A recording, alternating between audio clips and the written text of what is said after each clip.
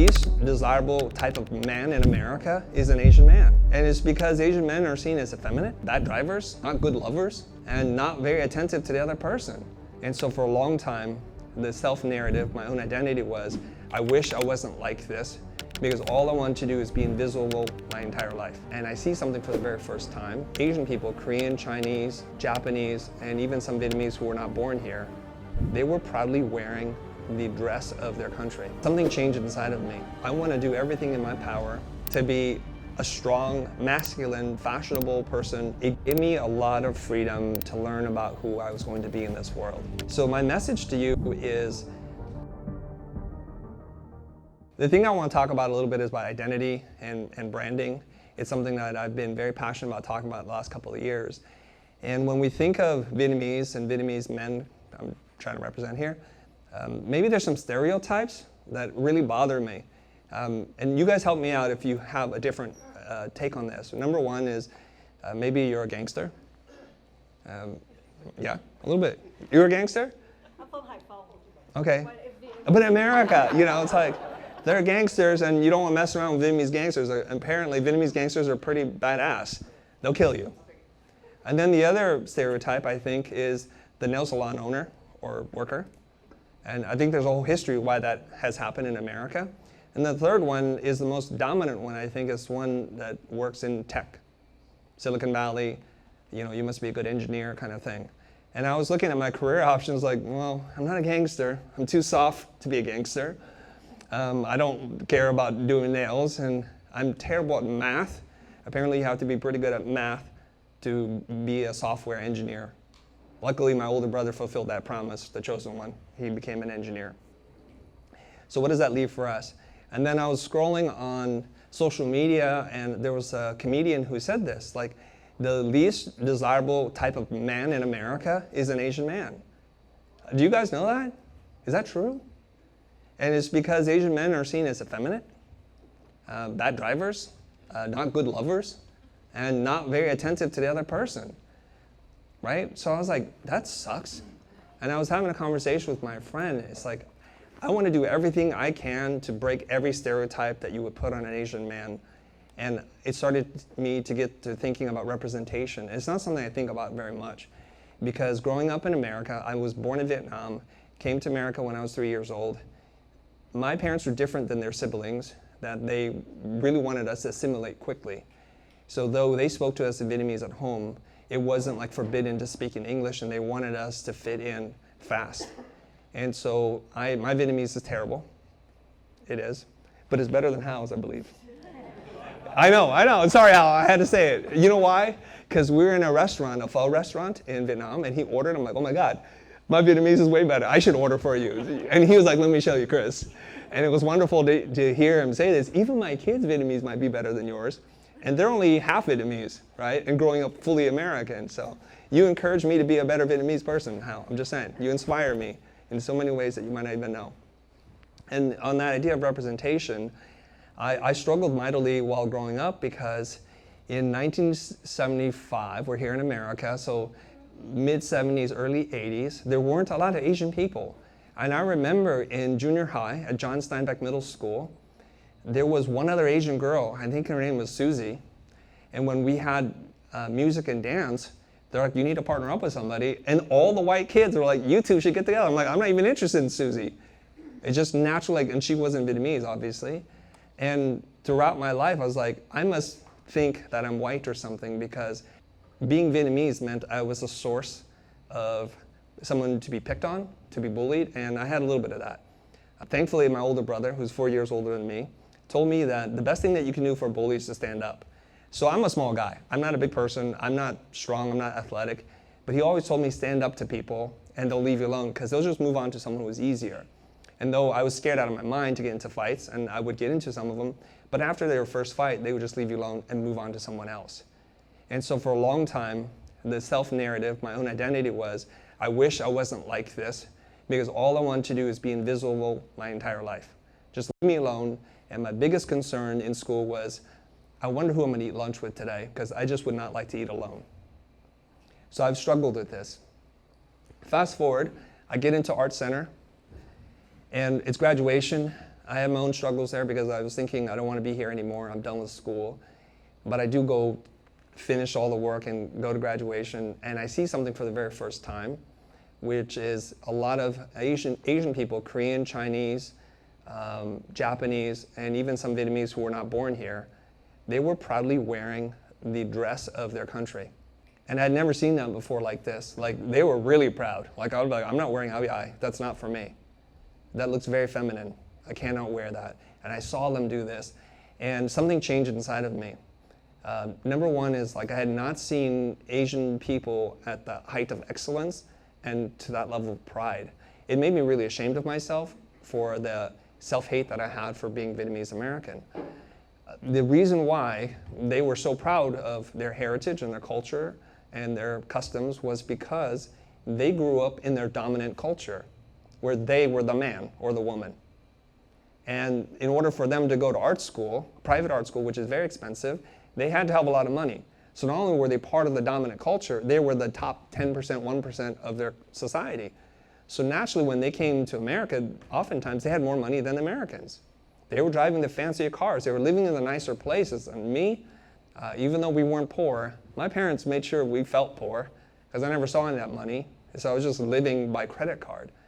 And so there are a lot of things going on right for them that I was starting to have this multi-year-long journey within myself to celebrate and to love myself 100%. And I started to think about that a little bit. So fast forward, I graduate, I'm working in my company. We're located in Santa Monica, and we're working in advertising, which is a predominantly white industry, white man industry, okay? Nothing wrong with that, just that's the culture. And I'm making commercials and music videos. And throughout that whole time, because it was mostly just conference calls, this is pre-Zoom, we would just get on a phone call, and you win or die by the phone call. They don't see you, you show your work, and you pitch, and we live in the realm of ideas. And so identity and who I was never came into play. It just meant we had to be the best.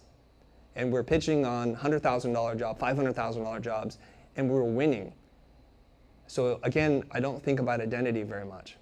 It's not into 2014 I started making YouTube videos with my then partner Jose that people start DMing me something that I had not asked myself in a while, which was the issue of representation. What does it mean to be represented? So I didn't realize this, but being an Asian man, Vietnamese American, it gave permission to lots of people out there who wanted to pursue the arts and to see what excellence looks like within the motion design industry and on YouTube. Now, YouTube is a great place because anybody with a camera and an internet connection can make content, and we see a lot more diverse programming on YouTube, unlike in traditional media. And so that is when it starts to hit me that even though it wasn't important to me to represent other people, I didn't want to carry that burden. It was important for people to see people like them doing great. And so I keep thinking about this. Like, I want to do everything in my power to break down those stereotypes, to be a strong, masculine, fashionable person that understands money and can talk about different things and swim in a lot of different circles so that people can see it's safe to do that. And the funniest thing is there's a little side story, and then I think I was supposed to talk for 25 minutes, but I would like to talk with you, not to you. I'll just tell you one little story. I have two boys. They're not boys anymore. They're men. One is 21, the other one's 19. He's about to turn 22. And they're very different boys.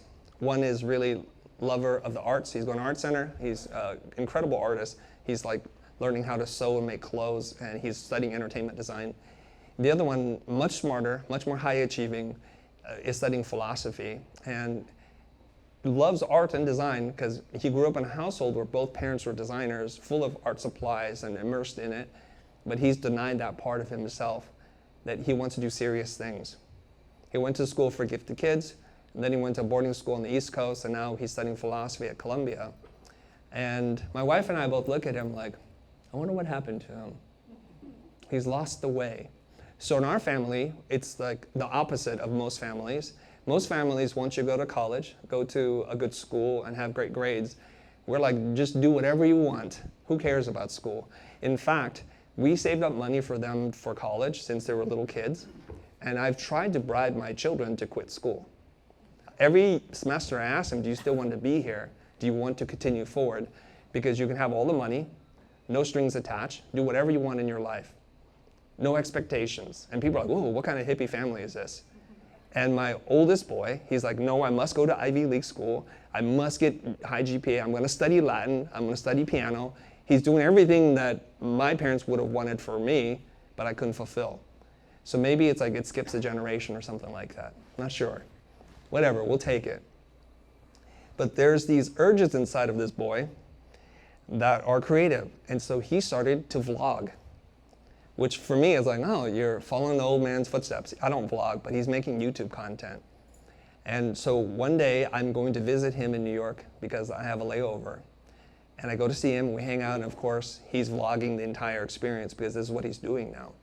He's using his studies in philosophy and writing to tell stories via his vlog. And he shoots and everything. I'm only there for 8 or 9 hours, and I'm on the flight to another place. What happens afterwards is pretty funny, because he's on TikTok, and he's on Instagram as well. He posts, and I don't know anything about it because I'm on to my next thing. And then I'm on a group chat with the entire family, and the 2 boys are texting each other. And my youngest, dead face emoji. You guys know dead face emoji? It's like I didn't know what it was because I'm an old guy. It's like funny, like killing me. He goes, your video with dad is now your most viral video. And then there's an exchange back and forth. Like, oh my God, what's going on? I don't think anything of it. So a couple days later, I actually look at the video and I read the comments, and they're pretty funny. And what was happening is like, that is not your dad, stop. Or like, who dis? And are there applications for mother-in-law? And that cannot be your dad. And the funniest one is something like #Zaddy, which I didn't even know what that meant. I had to look it up on Urban Dictionary. I still don't know what it means, but I feel like, you know, if you know, you know. And I thought it was pretty funny, and I now say to my boys, you just use me as a thirst trap for your feed.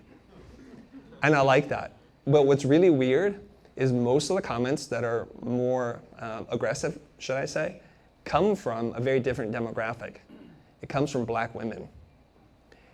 I didn't know this, but I guess I have pull within the African American community. And to me, that's a reversal of stereotypes, because that's a different thing. Like, black men are seen as very masculine, as very powerful and desirable. And for me to score points with black women, I'm happily married, but this is kind of cool. And I just share that with you because it's like all my life, I don't want to embarrass my children. And it's great to be able to meet your heroes. It's even better to become one to your own children. And I'll stop there, and maybe we can talk a little bit more. Twimming, is that okay? Okay, all right, thank you. All right. So I love Q&A. I love fireside chat. The happiest that I'm ever is with a large piece of paper and some markers, and that was just like how it was when I was 5 years old, so they continue on into my 50s. I would love to have a conversation with you about content, about identity, about branding, or anything that you think we can talk about to make sure this experience is unique to us and not some pre-recorded thing. I'm just curious about Perfect. the profession of a recurring graphic designer. How do you see yourself? Oh, okay. Okay, so you read the program, it must be. Oh, I don't know. Yeah. So how'd you read my mind? Oh, it's right there behind me. Okay. I give a couple of different talks. One is called Unblind Yourself. The other one is Confessions of a Recovering Graphic Designer. It's my life story and all the twists and turns and the things that go unplanned. It's like the slide should have said, like, a series of unfortunate events led me to exactly here. And so I'm a recovering graphic designer because my identity for a very long time was graphic design. But I realized being a graphic designer meant you must design graphics, right? Like a fashion designer designs fashion, an interior designer designs interiors, and an experience designer designs experiences. And I felt after I outgrew that title, although it served me really well, it's time for me to move on. So I still have graphic design tendencies, but I've evolved beyond that. So I help people with relationships, I help people with their business, with negotiations, with public speaking, with their own personal brand. So that's why it's called Confessions of a Recovering Graphic Designer. You're very astute. Okay. Does anybody else have another thing they would like to talk about? Any questions? How can you switch from like graphic to like from creative to be like entrepreneur, like and go to like to be like CEO? Because like I actually follow you a little bit, but like I saw that you do like a lot like incredible content, and to be honest, kind of surprised because like you are different from my like expectation that you are like kind of cute. Woo! So Okay. I want to hear about like tuning, and I think like I'm not gonna say like Zaddy, but yeah. And then like I want to hear a story, and because like I'm a Vietnamese, I'm born and raised in Vietnam, so I came here 5 years ago, like in pandemic time. So we are a young generation in here, and then we want to listen to all of like the leaders in here and got inspired. And by the way, I love this interact because like this is like the Vietnamese podcast first time that I hear from like when I was in Vietnam and come here, so I feel more homesick. Thank you. Thank you, I think. It was like half compliment, like you're kind of, but not really. And my expectations were you weren't gonna be, so, right? She's like negging me the whole time. No? You guys know what I'm talking about? It's like a way of dating where you give a compliment, but it's actually an insult. So the other person then tries to win your favor. You guys, young people, you guys know what I'm talking about, right? Okay. The identity between creative and business and how I'm able to ride those two lines. I've worked with a business coach for 13 years. I met with him. His name is Kieran McLaren. He's passed away. He's a big, like Irish American man, like very big, rides a motorcycle. And I would meet with him every single week for 13 years, for about an hour and a half to 2 hours. And so I learned a lot about business and my thinking and philosophy from him. But he said something to me because he consulted and coached many people in our industry. Some of them are world famous title designers and have like worked on big blockbuster films. Some of them are working with world-class musicians, people who play on rock bands you've heard of. So I'm just one of many people he consults. And he said something to me, which is kind of reminds me of what you're saying to me, which is kind of a half insult, half compliment, which was this. He goes, Chris, of all my clients, you're not the most creative. Clearly, there are more creative people. And I know because I know his clients. I admire them. They're my heroes. And he said that, and you're not the best business person either, because clearly they're much better than you. They're doing gazillion dollars. And I'm like, is this going somewhere, coach? I'm thinking. And he goes, but no one is as good at doing creative and running a business as you. So the creative person is the pursuit and the purity of artistic expression, and they're running their business into the ground. And then the people who are really good business operators are making a lot of money, but for him, they have no creative soul. They know how to hire and fire and leverage and negotiate things and arbitrage. And so he's like, you're the best hybrid. And there's a good reason why I'm a hybrid. My father and my entire father's family, there are there's more than that, there's like 9 siblings.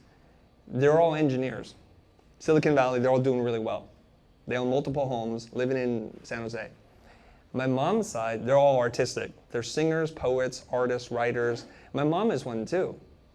They're dreamers. And they're the most loving, beautiful people, and they love life. And many of them are financially just like not doing well. So you can see now, I'm the exact child between my mom and my dad. And maybe it's coincidental, but I'm also the middle child. So my older brother is a Silicon Valley engineer. He's exited out multiple companies. He's a founder. My younger brother is a recluse, never went to college, artist, freelancer who does visual effects for TV shows. So I'm in the middle. Now there's a line I like to use from Wesley Snipes' Blade. Do you know Blade, the character? He's a vampire, but he was half vampire and half human. So he's like, they call him Daywalker. It's a great name. He's a daywalker because he has all the strengths of a vampire and none of the weaknesses. He can walk in the sunlight. So I like to tell people I'm a daywalker. I have all the strengths and artistic imagination of a designer, creative thinker, and the business acumen of a business person, and none of the weaknesses between the two. So that's the first part. Now let's get into the part why you don't think I'm attractive. No, I'm just kidding. Okay, did I answer your question? Is that okay? Okay, so somebody else have one more question? Something deep maybe? Something profound? Come up here. My question to you, that not just with the community itself, but run through family. So we have the generation gap between you and your parents. There's already a gap. Now you and your kids, there's another gap. So how can you bridge the gap? Because that is a conflict among a lot of the Vietnamese family. That's why there's a lot of fight, back and forth, and disconnection. So what would be your advice, or how can you bridge that gap between you and your sons, or you and your parents? Sure. Okay, thank you very much. All right, let's take the first one, my relationship with my parents. I'm very fortunate that I grew up in America in a time when both parents worked all the time. And we're like latchkey kids. Basically, they go to work, you have a key, you go home, and you don't leave the house kind of thing. And for a long time, I felt really bad because I was thinking we should do more stuff together as a family. This experience that I see in my friends, my Chinese friends, my American friends, they have a different relationship with parents, but my parents were just busting their butt, just trying to make sure we can pay the mortgage. And what I realized later on, many years later on, was that it gave me a lot of freedom to learn about who I was going to be in this world, versus following a blueprint that they wanted to lay out for me. It's also mirrored with, not just because they work, but my dad and mom have a very laissez-faire way of managing and raising us. And instead of telling me what to do, my dad would just ask me lots of questions. When I got into trouble, it wasn't a long lecture, it was just a lot of questions, again, getting me to think. And it allowed me to kind of space to not fill in what he wanted me to become, to fit in a mold. And when I decided to go to art school, I didn't know this at the time, my dad was really against it. And I didn't know this because he never told me. And the reason why he never told me was because my mom, she's like that tall, and she never talks back to my dad, traditional family. She stood up and said, "You're not allowed to tell him your thoughts." And I think, I thank my dad a lot for shaping who I am. I didn't know this part of the story, and so now my mom has become my hero. I'd like to think I'm strong enough to pursue a career in art and design, even if they didn't approve. I never have to know because I never heard. She shielded me from that and said, "You're just not allowed to say anything." So today, after the success, of course, both parents are very proud, and it's really strange for me to say this, but of all my cousins who went a very traditional path, who did what their parents told them to do, to stay tight to the family unit, number one, they never moved more than 15 miles away from home. They're all still in San Jose, okay? And number two, they're pharmacists, they're dentists, they're doctors, they're nurses, they're engineers, they're lawyers, very respectable things, accountants too. They're poorer than I am. And now I'm seen as the one who breaks the mold and is successful. So my message to you is, one point in your life, in your adulthood, I hope that you find the courage to do what you want to do, and the people who really care about you, who really love you, will be patient enough to allow you to do that. And even if they didn't, I have to say I don't care. I love my parents dearly. They live close to us now, so we moved to Los Angeles, and then eventually they moved to Los Angeles because when we had kids, our grandparents want to be around the kids, and so they sold their house. And so now they live close to us versus us living close to them. And so I look at all my cousins who have spent all this quality time with their parents. They're still, to this day, they're in their 40s, concerned about what their parents are doing. They never got away from the parent-sibling relationship about being a dutiful child. And I know a lot of you have those traditional values, which I think are good, but every positive thing has a negative thing. We have to be aware of what the negative thing is. They never fully realize their own identity and their own potential, and I think that's just a shame. So now my relationship with my own kids is very different. I feel like, and I hope like maybe this isn't triggering for anybody, is what happens is we inherit the problems that our parents gave us because they couldn't solve it, right? Like you notice oftentimes parents want you to do the thing that they couldn't do in life. So if they didn't go to college, guess what? You're going to college. If they were blue collar, they want you to be white collar. If they married this kind of person, they want you to marry another kind of person because they're not happy.